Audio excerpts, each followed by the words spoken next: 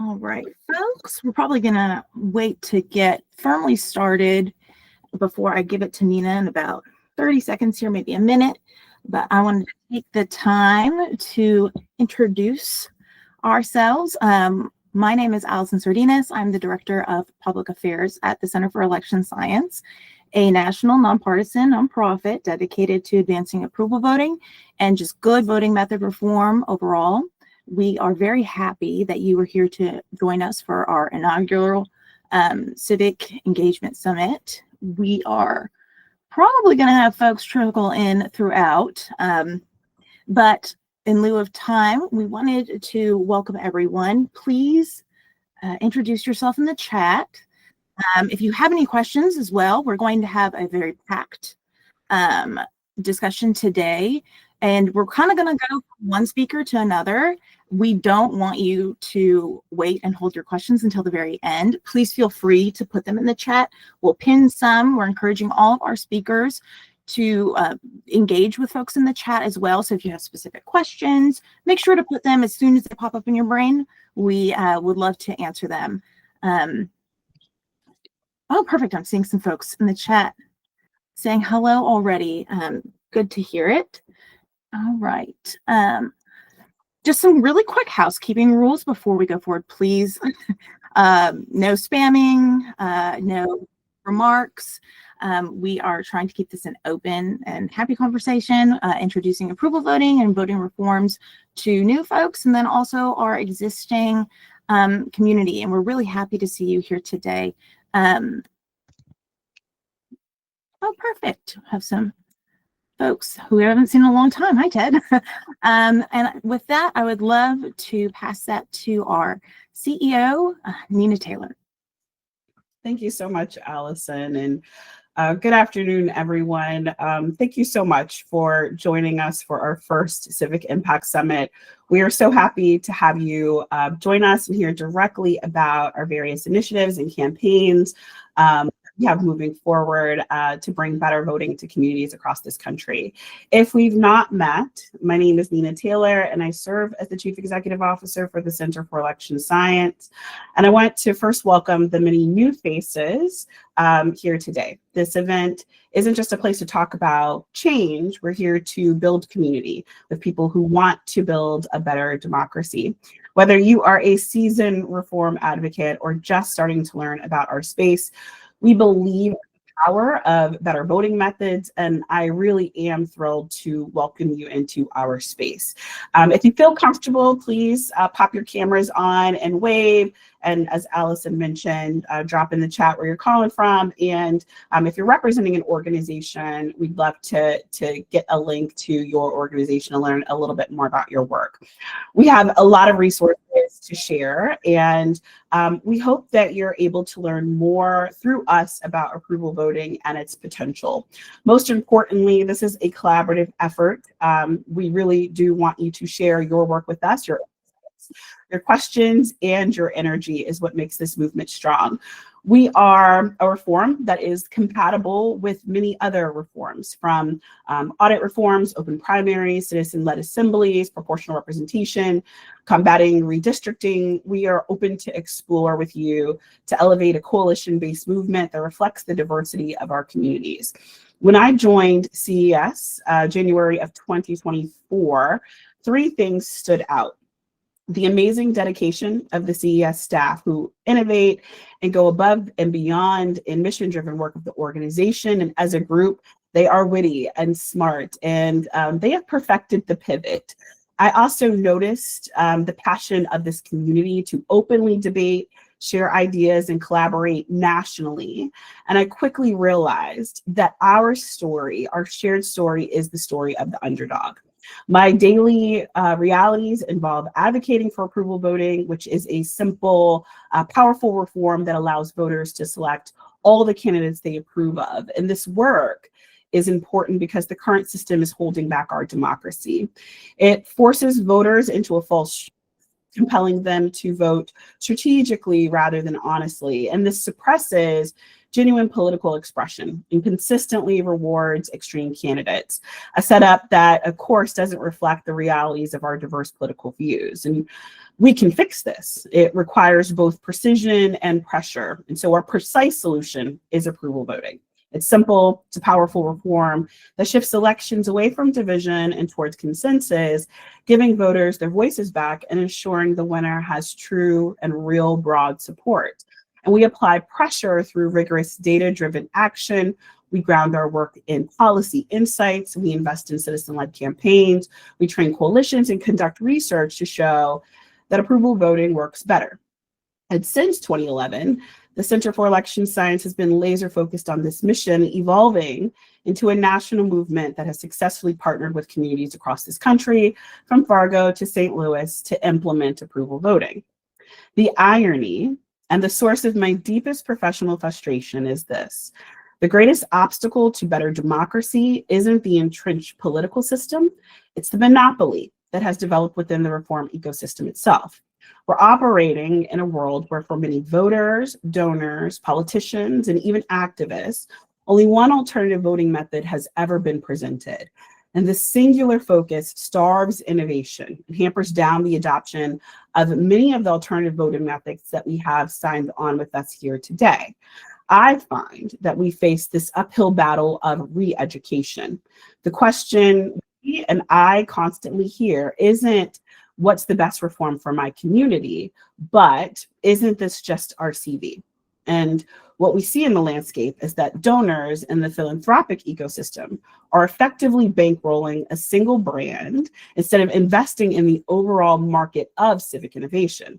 And for those cooled on the promises of RCV, they've repositioned their passion in dollars to support proportional representation, overlooking the reforms that could be implemented today for a shot at structural changes, if not decades from now. What we know through our advocacy is that incremental changes move us quicker, and we're happy to serve as those bridge builders to get to Democracy 2.0. To truly fix democracy, we cannot accept a monopoly over how those fixes are designed. We need donors, activists to open up their wallets, their minds to the possibility that the alternative they know is not the only alternative that exists. The health of our democracy depends on allowing the best ideas, not just the best funded ones, to compete fairly. And that is what 2026 is about for us: the fight, the competition, the truth telling through the data that not only does approval voting work, it works better, quicker, for a hell of a lot less money. And this year, we've dedicated our time to training well for the fight, investing in approval voting advocacy campaigns in Utah, submitting original research to journals. We've successfully advocated for the addition of approval voting and alternative voting methods to the NAACP States Voting Rights Act national resolution in a process that required it to pass locally, then regionally, then nationally. We've assisted candidates in Ohio, Pennsylvania, Connecticut in shaping their reform policies and built toolkits and infographics during legislative session. We introduced, and in some cases reintroduced, CES to the foundation space and invested in grant writing. We've served as a strategic advisor and mentor, and I am most proud that we have led as a good partner in the reform community. We have not, in any capacity, stood in the way of any other reform movement, something that not all reform nonprofits could actually say. And we are making pressure the main focus for 2026. We're looking forward to our new approval voting pilot projects in Maryland, getting approval voting in more hands of voters. We look forward to more candidates announcing their campaigns and talking openly about the benefits of approval voting and alternative voting methods to their constituents. We're looking forward to submitting again and acting legislation with bipartisan support in Maryland, Utah, and beyond. And we're looking forward to each of you supporting advancing approval voting in your communities. So let this moment, this call, this start be inspiring to each of you and really jumping that inspiration to action. because we have an uphill battle and a shared decision and a desire to improve civic engagement and democracy. Through the end of the year, we will host a number of educational sessions on proportional approval voting, tips for drafting and submitting op-eds, new toolkits on gerrymandering and redistricting to help each of you talk about the benefits of approval voting and voting reforms to your community. We invite you to join our Discord community to assist in organizing and learning about volunteer opportunities first. And for those of you doing the work, please share your highlights and opportunities as we work together to advance alternative voting methods. And for today's call, I ask that you be curious and ask questions, introduce yourselves and your organizations, consider donating to the Center for Election Science, and encourage your networks to check us out to support our momentum building. Your donation keeps us going in a time where funding lacks balance and honesty. We thank you in advance for your contributions. I'd like to now introduce you to my internal partner, Michael Ruvinsky, who has been a supporter of CES and an advocate for approval voting for multiple decades. He currently serves as the chair for the CES's board of directors. Michael lives in LA, where he works as a professional actor and an audiobook narrator, which is super cool. And he's also been a huge resource to me as we re-engineer the organization and our positioning in this world. And so welcome, Michael Ruvinsky. Thank you. Thank you so much, Nina. And thank you everyone for being here today. I am honored to be a part of this today. These are obviously times of great uncertainty and unpredictability. I often feel these days like everything is a series of crisis after crisis. And in the midst of crisis after crisis, it's easy to get distracted by things that seem suddenly urgent. And that's where our energy goes. Because when we're in crisis mode, it's hard to keep our focus on longer term systemic projects and incremental fundamental change. Even though it's that fundamental change that actually fixes things. I've always been a supporter of CES because I'm a process person. Instead of fixing the apparent problem with a short-term solution, I would rather identify and fix the fundamental problem that caused it. I would rather disarm future problems by creating an underlying system where government is responsive and legislation is just and good ideas thrive. That's the work we do at CES. We have always kept our eyes on the prize, fixing the fundamental mechanism of American democracy. And our work is now more visible than it has ever been. Approval voting is more visible now, has better name recognition, and more supporters across the political spectrum than it ever has. And this is the result of continuous, patient, far-eyed, long-term work. This is an incredibly unpredictable moment in our country's journey, but it is also a moment of incredible possibility that has never existed before. Now is absolutely the time to invest heavily in this work to make sure we can capitalize on every opportunity the moment it arises. I hope you, like me, are excited by the new possibilities for success, and I hope you will double down on your support for CES by increasing your contributions. And perhaps you can support this vital organization with your service. The foundation of CES is its board of directors. These are people who know how valuable our work is, who are professionals in diverse fields, and who contribute their time and expertise to guiding the organization. Pardon me. We need that. If you have experience in politics or in nonprofits, if you have served on a nonprofit board, if you are passionate about our mission, you could be of service on our board of directors. If you have an interest in serving on our board, please reach out to me. My email is michael@electionscience.org, and I will put that in the chat. Thank you very much. Nina, Allison, is Rob in the building? Rob just signed on live from his car. So. Excellent. Shall I introduce him? Yes, please. Rob, are you ready? Thumbs up. All right. You're muted. All right, Michael. Okay. I now have the great pleasure to introduce you to Rob Sand. Rob Sand is Iowa's state auditor and the only Democrat to be elected to statewide office in Iowa in 2022, which speaks to his broad appeal. In the spring, Rob announced he is running for governor of Iowa. Originally from Decorah, Iowa, he is a former prosecutor, who led the corruption division in the Attorney General's office, famously uncovering the largest lottery rigging scheme in American history. As auditor, he is focused on accountability, rooting out waste and fraud, and created the Public Innovations and Efficiencies Program. He advocates for electoral reform, including support for open primaries and the use of approval voting in general elections as a way to reduce partisanship and elect officials who focus on solving problems. Rob has a wife and 2 sons and a dog. I'm thrilled to welcome you today to our Civic Impact Summit, Rob. Take it away, Rob Sand. All right, you have to unmute, Rob. Yes, I do, don't I? Thanks. Thank you all for having me. Really happy to be here with you. Hello from beautiful Delaware County, Iowa. We are actually out on the campaign trail today. We'll see if our Starlink maintains a high enough quality connection to chat for 7 minutes here. Look, this is, we're doing 100 public town halls this year, 100. We announced every single one of them at the beginning of the campaign, like a rock band going on tour, because we actually want people to show up for our events instead of hiding. We do that because we are offering something completely different. We are pushing for the end of the two-choice system. I literally just walked out of a town hall in Manchester. This is, let's see, that was number 9 of the last 2 days. I do 100 town halls every year. We've been talking about election reform, both in the town halls that I do as state auditor in the past, but also now as a candidate. Why do we talk about it when I'm meeting as a state auditor? Because I talk about the ridiculousness of our government outcomes. I talk about the absurdity of what our government is doing, and people go, why?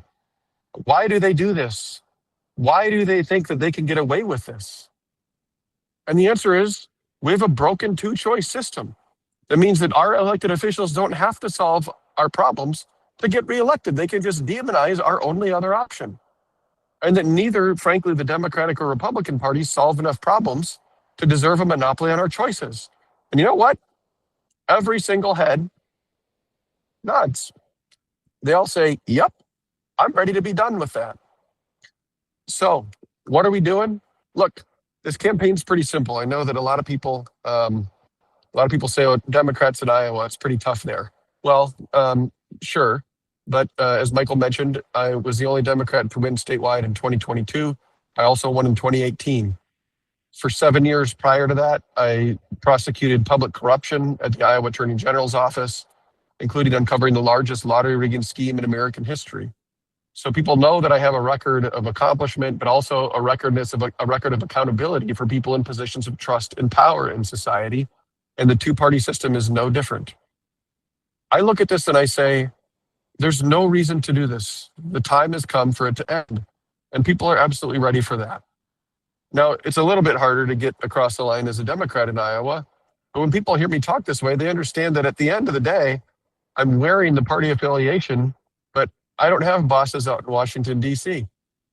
One of the stories that I often say to illustrate that is, we had the DNC send a public records request to our office for all allegations of wrongdoing by our current Republican governor, Iowa Governor Kim Reynolds.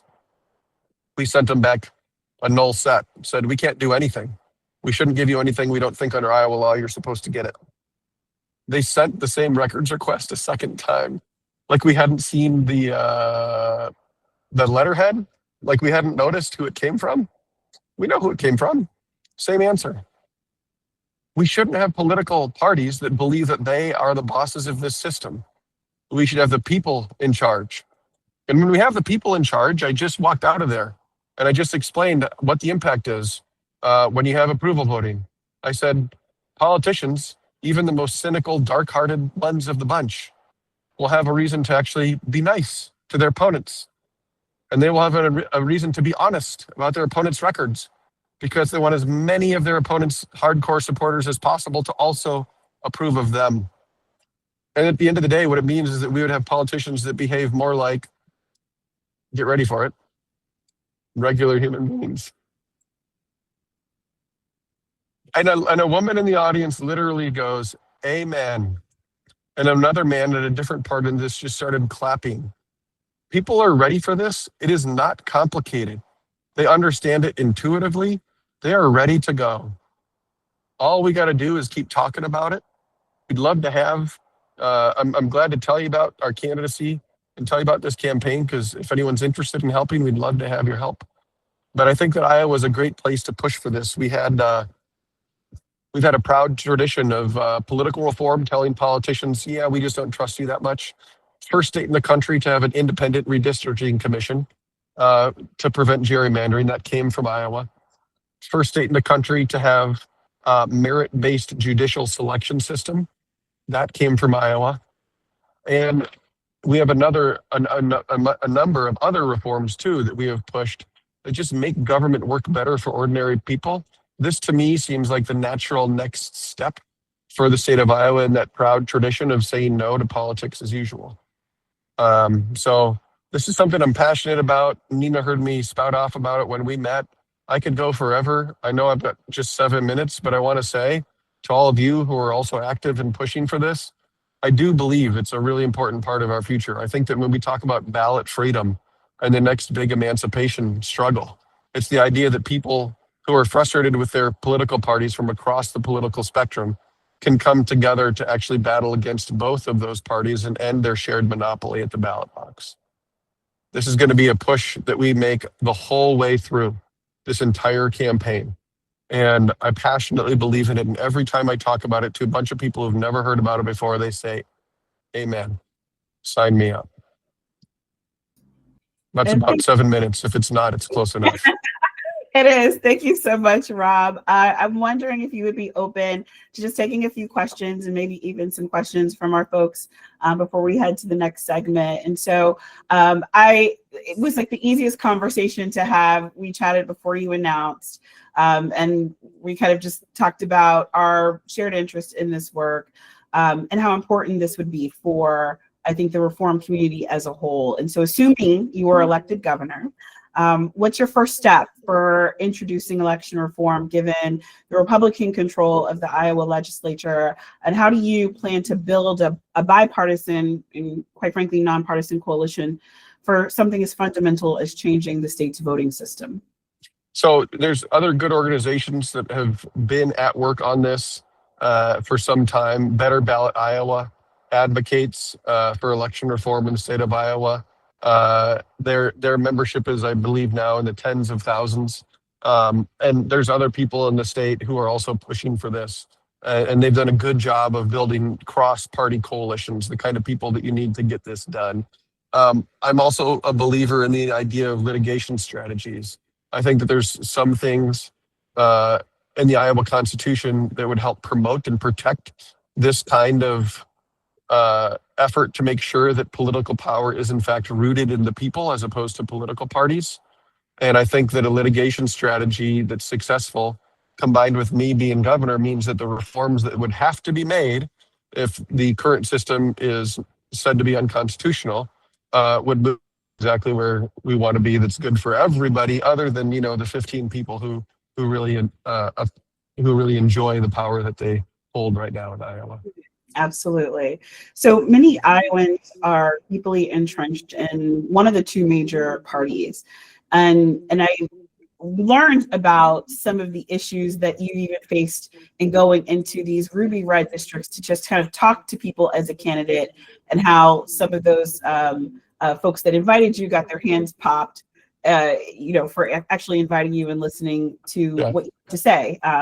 And so how have you seen our current system play out in a way that and essentially how you're running and talking about approval voting in a way that could be the future, right? So are you literally modeling what the future of good public policy looks like?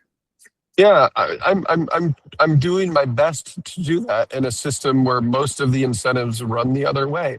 I am placing what you might call a significant bet on the idea that people in the state that I know and love the best are sick of politics as usual and ready for something and someone that not only does it differently, but that also wants to change it for everybody.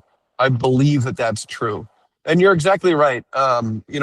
We've had a number. What's been amazing about this campaign is the number of people who come from crazy different places who all go, they hear the message of this campaign and they go, sign me up. Yeah. And what I'm talking about specifically, a guy who's 28, he's never voted. He bumps into me in a mall in Cedar Rapids and he says, I'm going to register to vote for you because of the idea that we should be bigger than Democrats versus Republicans. And then we had a guy who wrote an entire op-ed about this, about how the message of this campaign and about how broken our system is, and basically doing everything but endorsing me. This is 15 months before Election Day, and the man that wrote the op-ed had recently been in the cabinet of Iowa Governor Kim Reynolds, a cabinet position he was recommended for by U.S. Senator Joni Ernst. And so there are people who have never touched our political system, who have literally never registered to vote, who say, yes, sign me up. And then there's guys that have been in the room when it happens, right? Who were helping make the sausage, who say, yeah, sign me up. And then you contrast that with a conservative group that I spoke with. And when they announced publicly that I was going to do a town hall with them, like you mentioned, the headquarters for the Republican Party called them up and read them the riot act for daring to have me come to speak. Think of the arrogance. Think of the arrogance and the entitlement that it takes to call a group of citizens in America, the land that Tocqueville wrote about our voluntary associations and our civic groups, to call them up and say, hey, you can't talk to people in the other political party. Yeah. That's how bad it has gotten in Iowa. Yeah. Yeah. Thank you for sharing that. A couple of questions from our audience. Felix wants to know, can you influence the DNC to adopt approval voting? Probably not. I'm not a DNC member. I've never been to one of their conventions. I'm sure they're a lot of fun. Not probably their guy. Not from right where I sit right now. Maybe that is more on if I win this race, maybe. Yeah. Right. Frankly, I'll say this. I think if I win this race, right, running as someone who has always been frustrated with the two-party system, there will be people who are emboldened to do the same thing in other states because they say, okay, we can do that. That works. Absolutely. The path forward is by having a few test cases where we prove that, yes, people are ready for this first. And this is one of them. Yeah, absolutely. Eric Rodstad wants to know, you had a great appearance on the Andrew Yang podcast. Do you see any opportunities to partner with the Forward Party more generally?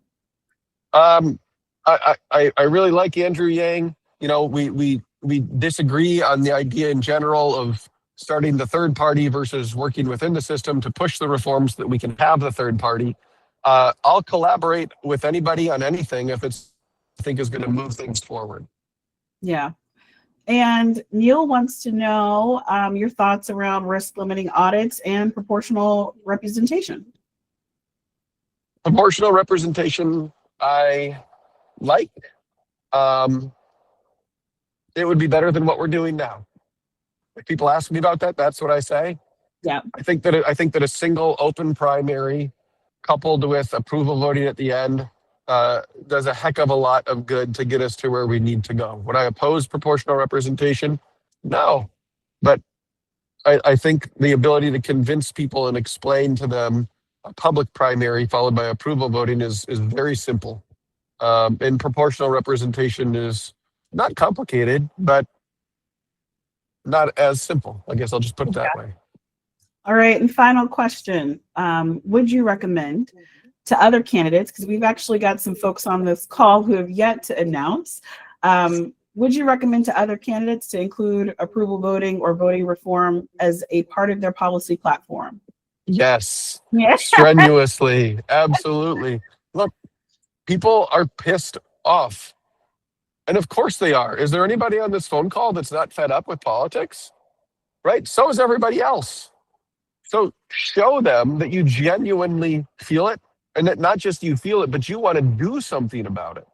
And the way to do that is by literally talking about these issues. And Michael, I see your point. I know we don't have a policy section on our website yet. I am out there on it. Nina can tell you that. She's been following me for a while. I do not shut up about this stuff, much to the chagrin of some of my campaign staff. But yeah, I'm a believer in it, and I think the more people that are running in this as a campaign issue, the more it gets elevated, the better chance we have to get it adopted everywhere. And I want to say too, I don't think that we need to do this in 50 states. We need to do it in 3 to 6 of the correct states, where we can then have 6 to 12 U.S. senators who are just bottom line, serve the people focused and not trying to favor a political party or a political establishment instead. If we have 6 to 12 U.S. senators doing that in Washington, D.C., game changer for how the business is done for the United States of America. Love it. All right, drop your website and do the plug. Sure. Yeah. robsand.com. For anybody who's got an uncle with deep pockets, we have no campaign contribution limits in Iowa. I love that for you. Thank you. Thank you It's so a much. it's a double-edged sword, but I'm gonna share it wherever I go. Awesome work. And thank you so much for joining us and talking about approval voting to everyone from those really big cities in Iowa to the town halls that have 13 to 15 people. You're out there doing the work and we're happy to see it. So good luck to you and be safe out there. Thank your team as well. Thanks. And thank you, Nina, for the work that you do with the Center for Election Science. And thanks everybody for being on this call and being an advocate for what I think is the single most important issue to unlocking our potential. Thank you. Have a good day, everybody. Bye, Rob. Bye. All right. So that's live, literally live from Iowa. I'd like to kind of turn our attention to essentially how I start my week. Live from Maryland with Pinnacle Strategies, also on the road. This is how hard we work these people, by the way. Brandon Butler, as well as Mary Kramer-Wagner. Let's talk about Maryland, y'all. You know, thanks, Nina. And Mary said that I wasn't supposed to put her on camera. So what do? The first thing, I put her on camera. So, you know, I started listening to Michael and it's like, man, who turned on a podcast or who turned on the audiobook? That I'm going to have to go look up your performances, sir. So, thank you, Nina. Thank you, Allison. My name is Brandon Butler, and as Nina said, I own the firm of Pinnacle Strategies, and we are proud to work with the Center of Election Science here in Maryland as we navigate the political landscape, and not only the political landscape, but the landscape of the legislative session. Maryland is a part-time legislature. We meet 90 days out of the first part of the year, but don't let that fool you, because a lot of the work is done right now as we are continuing to build the coalitions that we have built over the last 2 legislative sessions. You know, I went back and I started thinking of pulled off the road. Mary was proud of that, and was really thinking of what has been said already. First, you know, Rob said the word amen, and it went back to the root of that. And if you look at the word amen, it means so shall it be. And so not only are we speaking about reforms, but truly the reforms take, I think, 3 things. One is community. And we've talked about that. It's building upon the relationships we already have, whether that's in the legislature, whether that's in your community, but building on those relationships. The people that you know, you are already a validator of the information and the reform that we're setting forth here with the Center for Election Science and Approval Voting. Second, it takes investment. It takes the investment of time. It takes the investment of effort. It takes the investment of knowledge. This last legislative session, as Nina referenced, we had really canvassed the halls of Annapolis and provided a number of pieces of information about what approval voting actually is. Because at the end of the day, there's a lot of knowledge gap among legislators around what approval voting is and what it isn't. And hey, is this just RCV light, or is this another thing?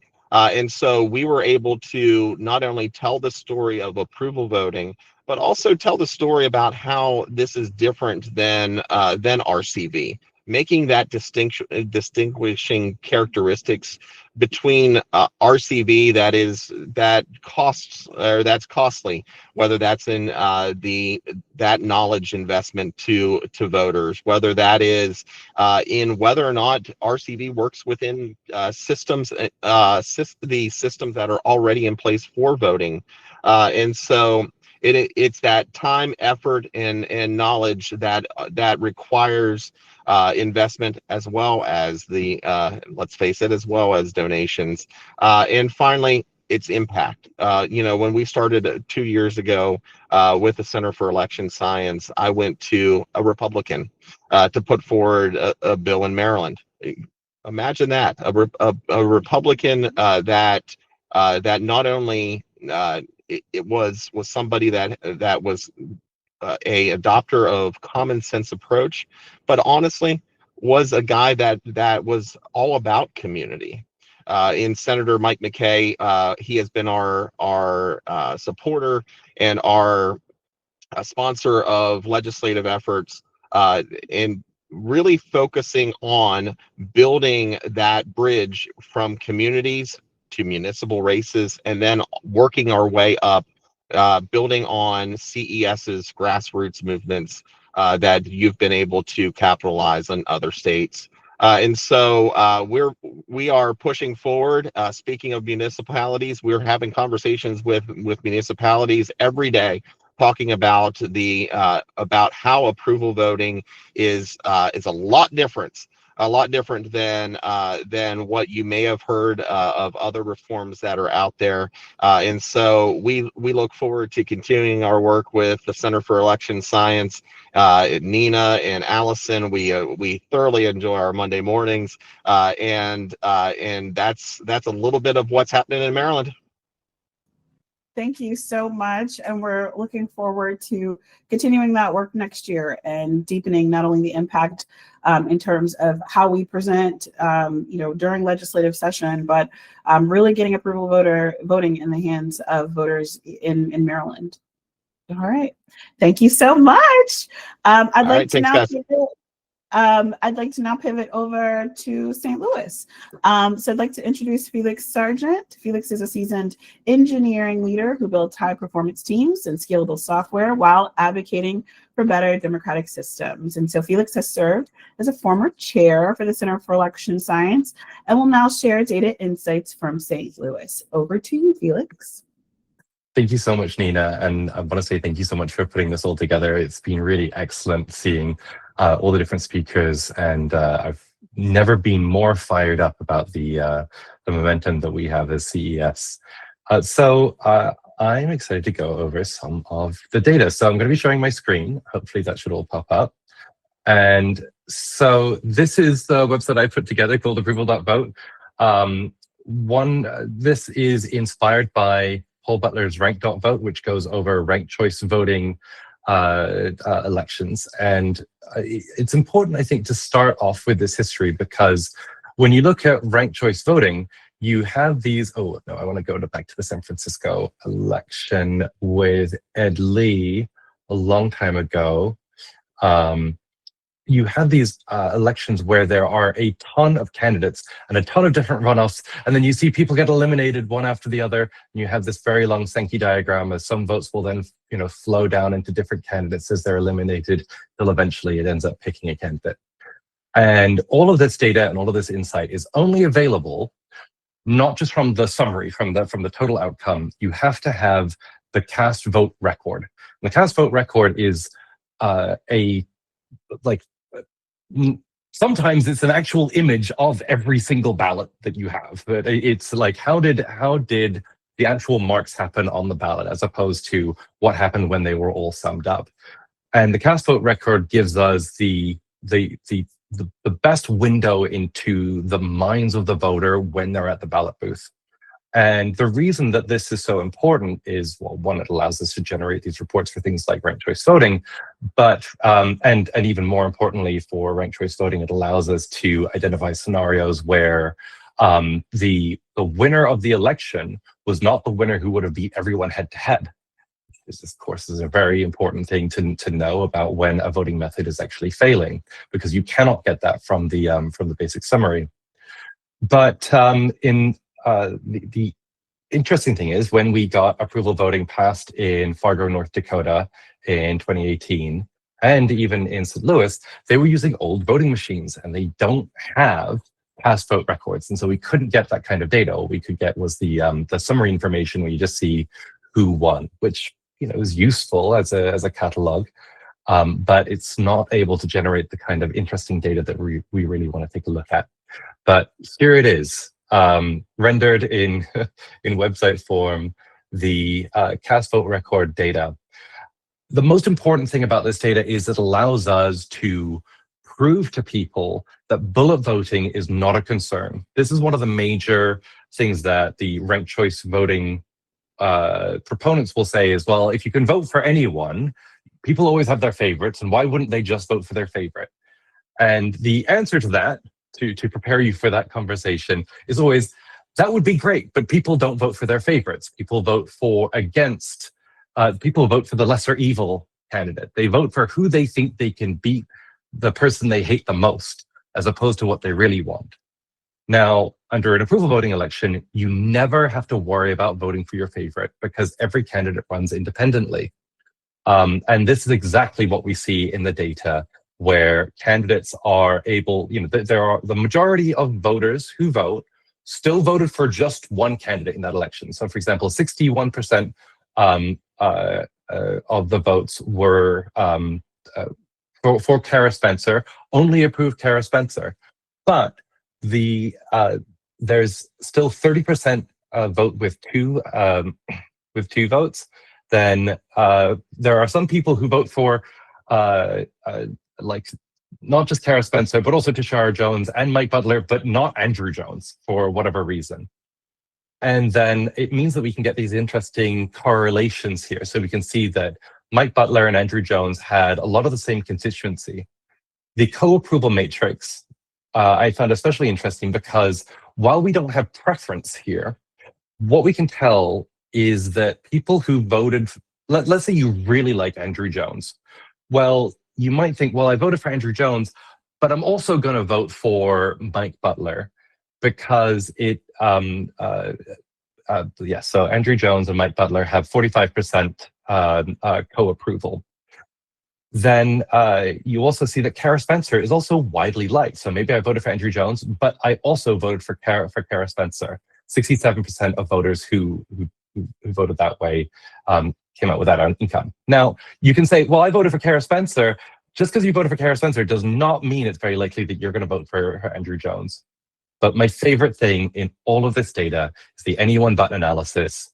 Because if you vote, let's say all of the voters who voted for everyone but Tashara Jones, and I'm very sorry, because no one, it's not flattering to have data which shows that someone really wasn't liked, but it's very interesting to see that of the votes where they voted for everyone but 64% voted for or against Tashara Jones explicitly. You can't get that kind of data in Choose One voting. And even in ranked choice voting, you don't get this full matrix of preferences. The simplicity of approval voting allows us to learn so much more of the voters' true preferences. And especially now that we've got this data, we have a whole pipeline for ingesting any further elections for St. Louis. And even better, I'm looking forward to getting this from Fargo. If anyone has connections, please let me know. We're also working very hard to add more ranked choice voting elections. I'm especially trying to get election data from Alameda County for their ranked choice voting elections. And hopefully Fargo, North Dakota will upgrade their machines soon enough so that we can have a stored record so that we can get the data from there. Thank you so much, Felix, for sharing this data story. And I do believe we dropped the links in the chat on where to find this, and we'll continue to update it as there are more elections that are happening with approval voting. So thank you, Felix. Thank you. All right, now over to Brian to chat a bit more about our end of year campaign before we transition into our next segment, all about democracy and in the form of communication with others. And so, Brian. Hello, everyone. Thank you all so much for being here. It really means a lot to us to see so many familiar faces, but also some new ones as well. And the fact that we have such a strong turnout for this first ever Civic Impact Summit really says something powerful about the community that we've built together. That's a community that believes in better elections, better representation, and a better democracy. My name is Brian Blend, for those of you who don't know. I'm the Director of Donor Relations and Stewardship here at the Center for Election Science.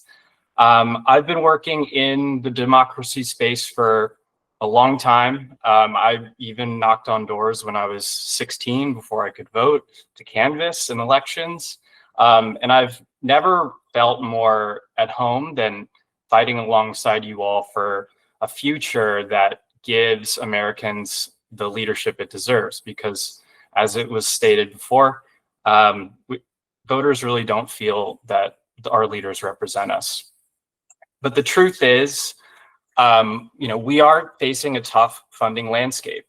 And it's not just us, but nearly every organization working in the democracy space is facing similar challenges.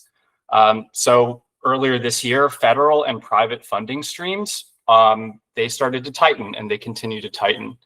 Many donors are turning their focus to short-term fights, as Michael stated before, rather than these long-term structural reforms that truly build resilience. And within the reform community itself, there are competing approaches. Some more hostile than others. We have ranked choice voting, we have star voting, there's Condorcet voting, and all of the different forces are sort of cleavaging and pulling attention from different resources and in different directions. And that creates a challenging reality. But despite all of that, I just want to make it clear that we're not discouraged. And in fact, I would argue that CES is, and particularly its fundraising efforts, are structurally in a strong position, and stronger than it's been in a while. We've built a solid foundation for the future. We've been re-engaging old donors. We have a refined grant strategy that allows us to act quickly on new opportunities. And most importantly, we have a vision grounded in real measurable results. But like any long-term structural reform, this progress takes time to show. Fundraising itself, much like the mission we're pursuing, it requires patience, persistence, and a belief in the process. And that said, short-term funds are short-term funds are needed nevertheless to keep this momentum going and to ensure that we can seize the immediate opportunities as they arise. And I know we've spoken a little bit more about those. We've spoken a little bit about those opportunities at the top of the hour. In Maryland, we're laying the groundwork for pilot studies that will prove what we've already known, what we've always known, that approval voting is simple, that it's powerful, and it's capable of transforming the representation at every level. In Utah, we're working to do the same by helping to fund our lobbying the lobbying efforts of our partner organizations. We're looking to expand research partnerships with universities like the one we had with Georgetown over the summer. And these are all shovel-ready projects. And that's why I'm asking for your help today. If we can walk away from this event with even $30,000 in new commitments, that would immediately strengthen and get off the ground some of these efforts, allowing us to provide more resources to our partners on the ground and to continue lobbying through the fall at this critical moment. And I'm just going to share my screen really quick so that you have a way to donate if you want to present your view. Present. Oh, I have to share my screen, don't I? One moment.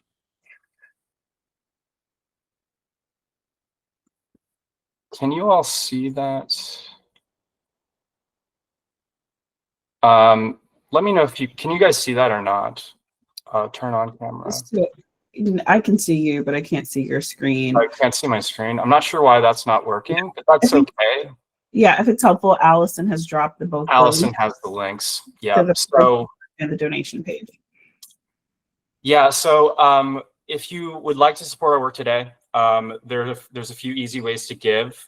You can donate through the donation page, and it'll just take you straight to our secure giving page. If you prefer to make a pledge instead, so that maybe you're not ready to make a donation right now, but you're ready to commit to one maybe next month or the month after that. There's also a link in the chat to our pledge form, and you can share your commitment, and we'll follow up with you after the event.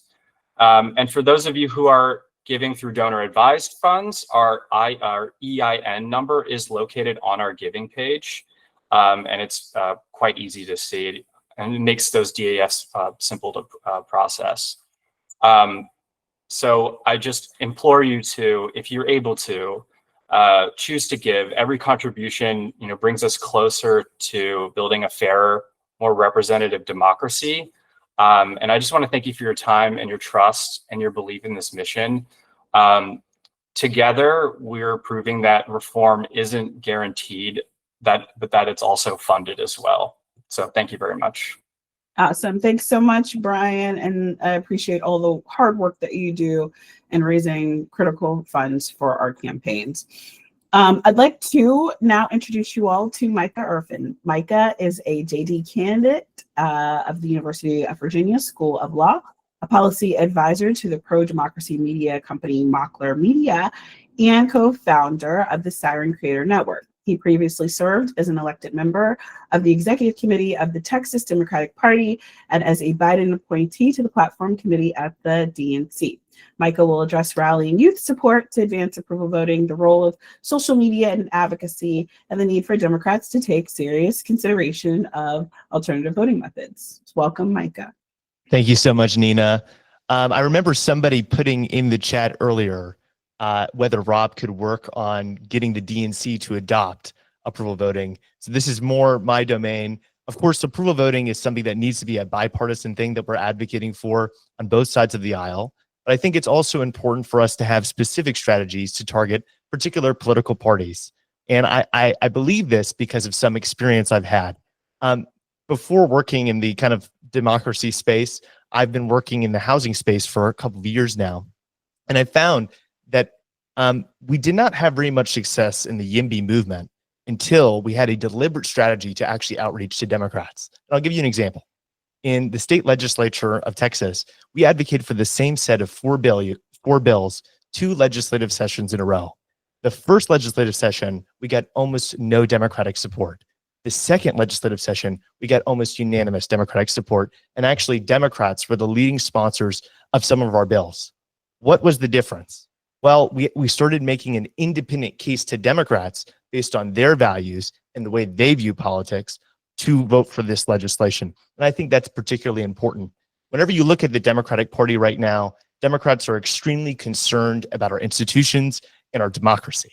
A lot of Democratic media brands, of which I'm associated, their whole brand is being pro-democracy. And they look at what's happening right now and they say, what can we do to make sure this never happens again? How can we make a politics that has a stronger democratic system that's less divided, that is less prone to authoritarianism?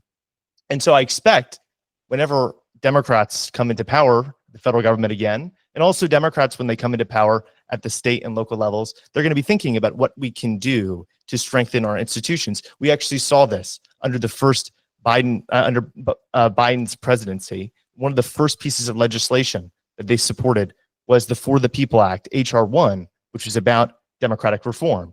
Now, of course, that didn't end up passing. And of course, the priorities on that piece of legislation were not exactly the ones that we'd have. We think approval voting should be in there. But it points to the fact that there's a hunger amongst Democrats for solutions that I think we have the opportunity to offer.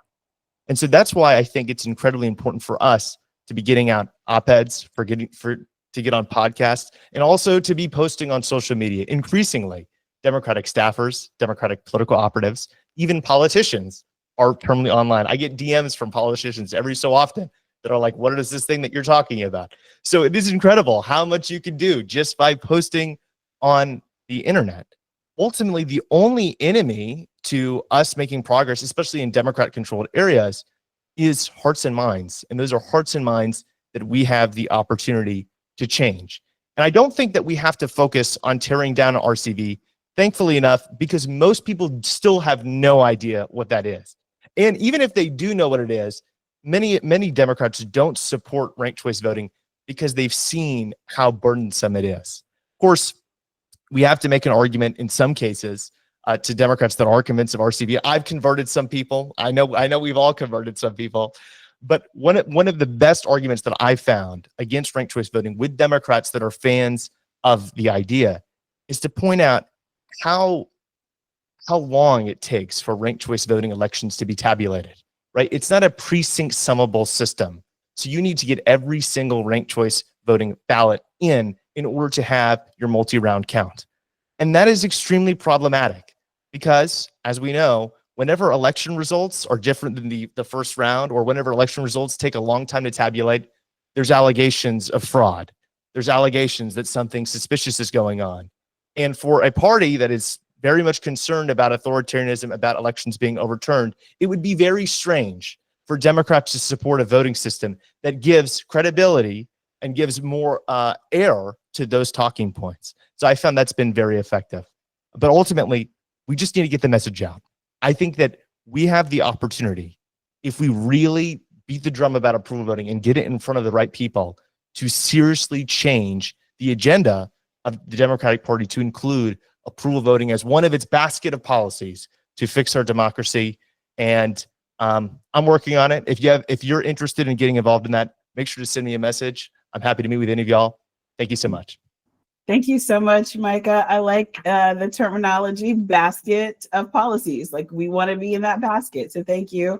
If you have questions for Micah, please drop them in the chat and we will get to them in our Q&A segment. So I want to round out our lightning talks with our final speaker. I'd like for you to meet Matt. Matt is a former award-winning journalist and media relations expert dedicated to bridging divides that strengthen civic participation. He now works to future-proof American democracy by advancing reforms that empower voters while safeguarding our republic against authoritarianism. Matt, over to you. Thank you, Nina. I really appreciate that. As Nina said, I am a former journalist and PR pro, and I actually left my job with an agency a couple months ago because I felt like this was too important to not work on. So I want to tell you all a story. As a journalist, I once covered a three-way sheriff's race where the winner took office with just 37.7% of the vote. Think about that. More than 6 out of 10 voters wanted someone else, but because their choices were split among multiple candidates, they got a sheriff most of them didn't want. Not long after that, we all watched some eerily similar play out on the national stage. The single most unfavorably viewed candidate in modern presidential politics captured a major party's nomination, not because most people wanted them, but because the establishment party members split their votes among several more favorably viewed candidates. It's not just bad luck. This is what happens when we're stuck with an outdated system that forces us to choose just one candidate in a given race, even when multiple candidates might reflect our values. Now, after learning about these flaws in plurality voting, I spent years wondering what the founding fathers would think of the system we use today. I know now that we don't have to wonder. The answer is right there in the Federalist Papers. In Federalist 10, James Madison warned about the danger of faction, groups united not by the common good, but by narrow ambition, willing to override the rights and interests of everyone else. Madison believed that as our nation grew, more voices would emerge, keeping any single faction from taking over. But here's what Madison and his peers couldn't have known, what nobody knew until the mid-20th century when Maurice Duverger first discovered this. Plurality voting inevitably leads to a two-party system. That diversity of thought that Madison counted on to protect us, it gets squeezed out of our elections entirely. So today we're staring down something Madison would recognize immediately, the real possibility of total authoritarian capture, made possible by our flawed voting system. It's faction, exactly what the Federalist Papers warned against. We've seen this playbook unfold around the world: divisive identity politics, voter suppression, rigging legislative districts through gerrymandering. The same tricks that leveraged the problems with plurality voting here at home made it possible for authoritarians to take and consolidate power abroad. Hungary, Turkey, Poland, along with recent near misses in Germany and France, they all serve as warnings for the threat our country now faces. Our country's prosperity, its stability, and the basic rights everyday Americans have taken for granted all hang in the balance. The best solutions address root causes, and the root cause of the peril our democracy faces is plurality voting. Think about it. How many times have you been forced to compromise your own principles because elections became about binary choices? How many times have you voted not for what you believed in, but against what you feared? Plurality voting forces millions of Americans into exactly that position. It's a would-be autocrat's best friend, but there's a way out, and we can see it in other countries that have beaten back would-be autocrats. In Poland, democracy prevailed when everyone opposed to authoritarianism set aside old divisions and put up a united front. They reframed their national debate. Instead of right versus left, they made the choice between democracy and authoritarianism. And that's what we need to do here. And approval voting, a system where you can support every candidate who reflects your values, not just the least bad option on offer, that's how we get there. That's what we need to do here. For those whose party no longer represents them, it's a genuine way to be part of the solution, a patriotic movement for a more united, representative democracy.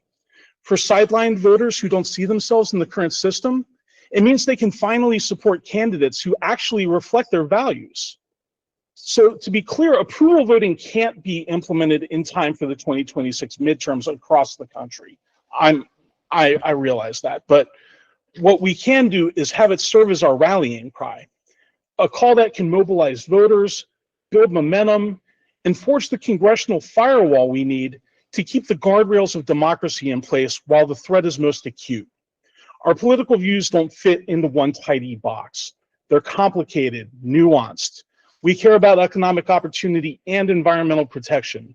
We believe in strong communities and individual liberty. We want security and justice. Our votes shouldn't have to fit into that same restrictive box either. Approval voting recognizes that complexity.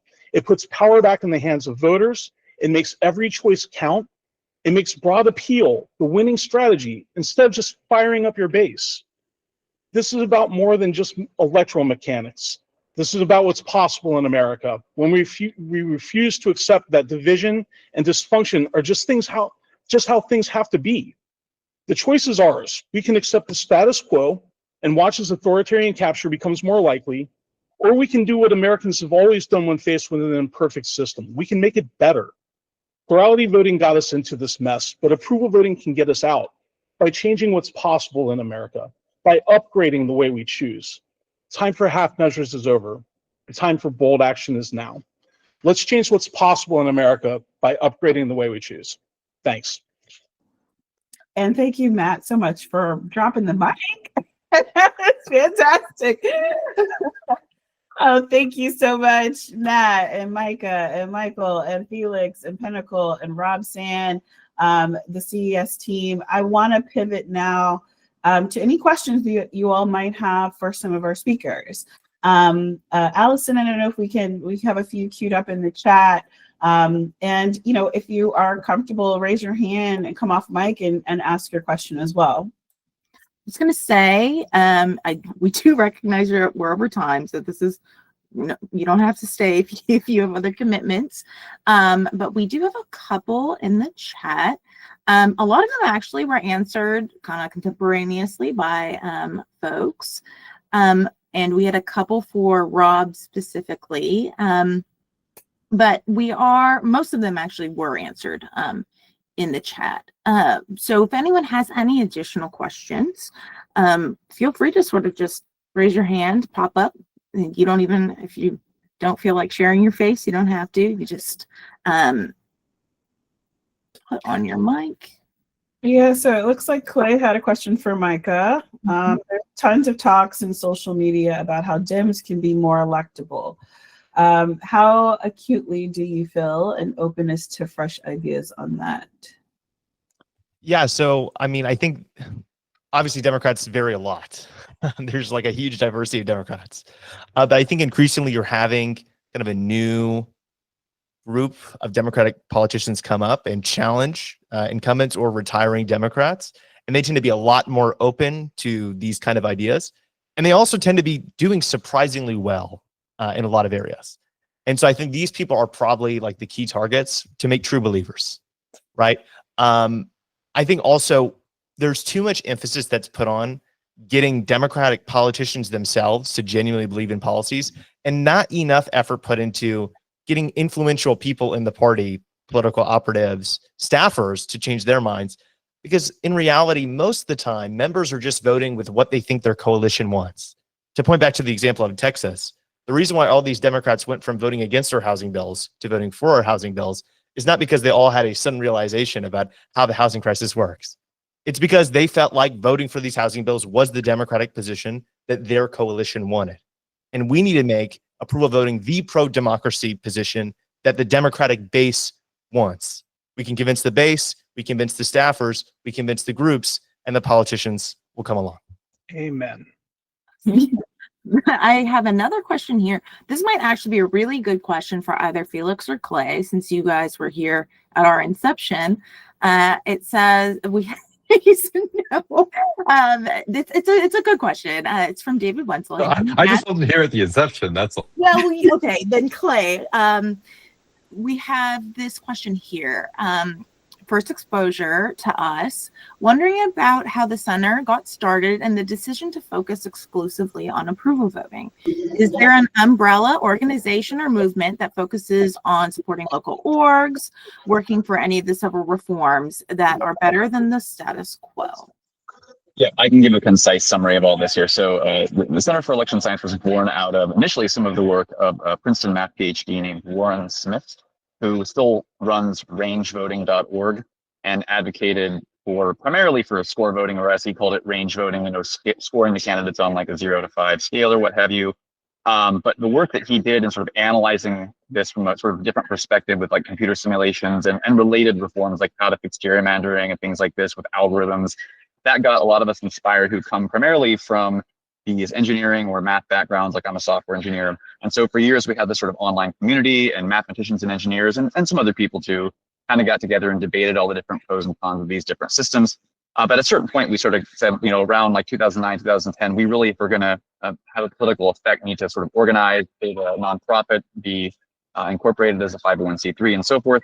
So that's where we kind of got the idea for the Center for Election Science. And early on, the idea was we want to be an organization that approaches these tough issues, the voting method, gerrymandering, and so forth, with sort of a game theory lens. And that kind of coincided with like the publication of Gaming the Vote by William Poundstone, which sort of covers this issue. And so settling on a specific thing, like what do we want to actually do, was not as specific as approval voting, but a big emphasis was on that score voting or variants of that kind of component. And I think after a lot of debate about the pros and cons, eventually we sort of settled on approval voting as the form of score voting that was the most practical and politically viable, because you don't have to change the voting method. It gives you 95% of the benefit of full-on score voting with like 1/10 the cost or complexity.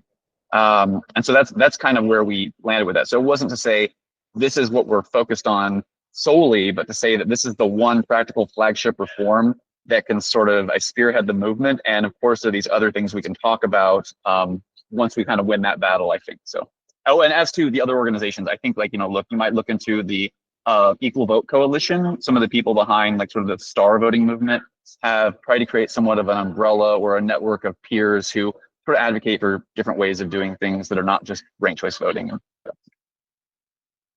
And I just want to address Michael's question. So yes, and the Maryland legislature the question is, how do we appeal to Republicans as well? That's actually not our problem in terms of politically.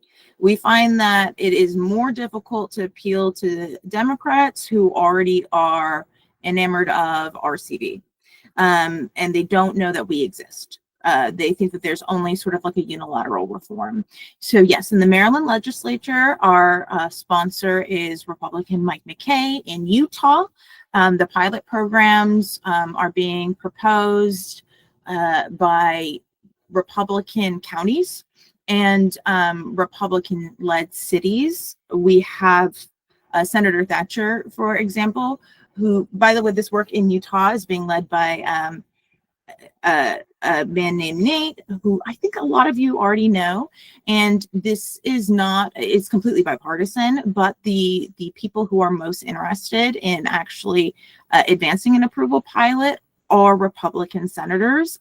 So really our issue in terms of sort of like the political will to introduce and support bills is not, we do not find that it is difficult to appeal to a lot of the sort of like more common sense middle ground Republicans. We have a lot of their support already. And I think for the new candidates we've chatted with in Ohio and Pennsylvania and Connecticut and beyond, they haven't been baptized to just a single reform. So they're more open to learn about all of the reforms and why they should move forward with kind of talking about it and advocating for approval voting. And recently, we've also been tapped to help educate communities that have ranked choice voting implemented. We pride ourselves on the fact that we are educators first and allowing communities to know about everything, all options, and how to be most successful in serving as a resource in that capacity. And yes, Nate is absolutely a rock star. Any other questions or comments? We do know that we are over time. Party members.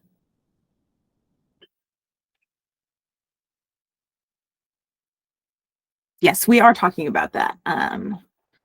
Jean, we are. We're signed. Yes.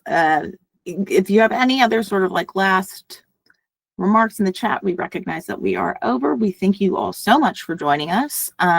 We think this was a really good conversation. We love that there's even some debate in the chat.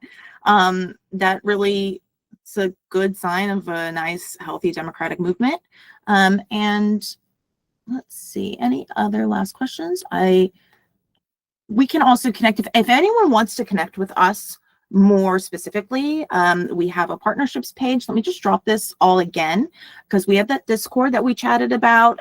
We have a partnerships page that is a dedicated page for example, if you have an organization, if you all have even just an idea that you believe could be an academic research project, etc. We're pretty broad in scope in terms of how we wish to implement approval voting or even other voting methods or voting reforms that really can work in tandem to create a more equitable democracy. We have that form as well.